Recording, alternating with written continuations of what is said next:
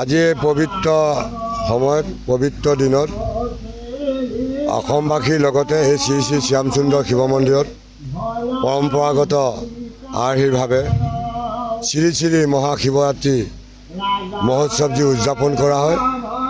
এইবাৰো কালিৰে পৰা দুদিনীয়া কাৰ্যসূচীৰে আজি এই প্ৰসংগীয়া নাম কীৰ্তনৰ জৰিয়তে দুদিনীয়া কাৰ্যসূচী সমাপ্তিৰ দিশত আমি আজি এই নাম প্ৰসংগ কৰিবলৈ আগবাঢ়িছোঁ।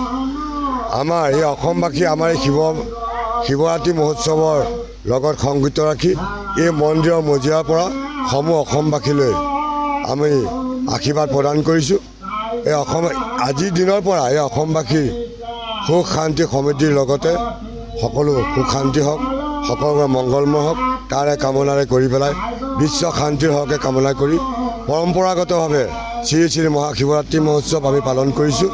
আৰু এই পালনৰ ক্ষেত্ৰত আমি ৰাইজৰ সঁহাৰি পাইছোঁ। প্ৰত্যেক বছৰে যোৱা বছৰ যেনেকৈ দেখিছোঁ সঁহাৰি, এই বছৰ তাতকৈ বেছি সঁহাৰি দেখিছোঁ।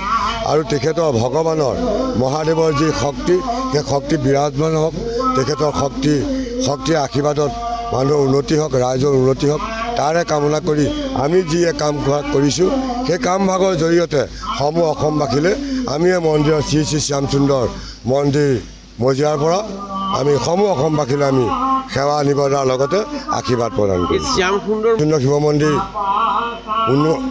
69 চনতে প্ৰতিষ্ঠা হোৱা আৰু এই মন্দিৰ ভাগত সেৱকীয়ে যদি কিবা অৰিহণা দান বৰঙণি আগবঢ়ায় আমি দেখিছোঁ, শুনিছোঁ।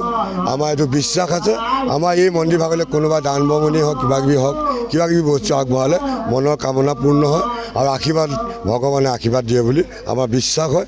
সেই বিশ্বাসতে আজি এই মন্দিৰ ভাগত বছৰে বছৰে মানুহৰ সমাগম আমি দেখিবলৈ পাইছোঁ আৰু সবকে আমি ইয়ালৈ নিমন্ত্ৰণ জনাইছোঁ।